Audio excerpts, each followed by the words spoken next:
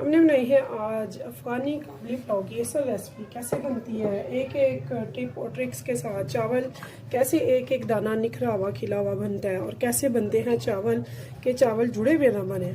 और ज़बरदस्ती मज़ेदार सी हर एक मैंने बारीकी से सारा इस रेसिपी में बताया है आपको। तो आपने ये रेसिपी ज़रूर देखनी है, बनानी है और इंशाल्लाह ताला मुझे ज़रूर बताना है कि आपको मेरी ये मज़ेदार सी टेस्टी सी काबली पुलाव की रेसिपी कैसी लगी है।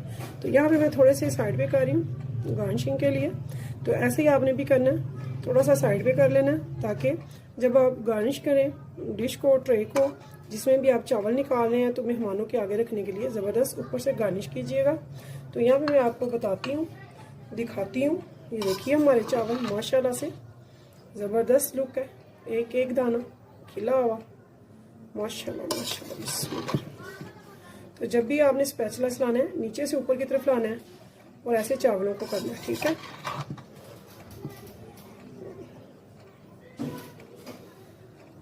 तो अब मैं आपको डिश आउट करके दिखाती हूँ।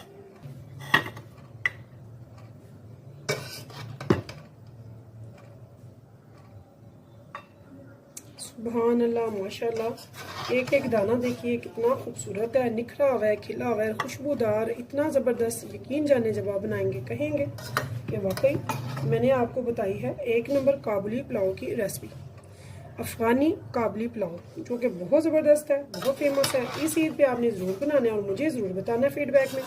तो इससे पहले अगर आप मेरे चैनल पे नए आए तो प्लीज़ आपका कुछ नहीं चाहता, मेरे चैनल को सब्सक्राइब ज़रूर कर लीजिएगा और कीजिएगा शेयर अगर आपको पसंद आए मेरी रेसिपी अपने फैमिली, फ्रेंड, दोस्तों और रिश्तेदारों के साथ। और एक प्यारा सा लाइक ज़रूर दीजिएगा, कमेंट्स में बताइएगा आपको मेरी ये मज़ेदार सी रेसिपी कैसी लगी है।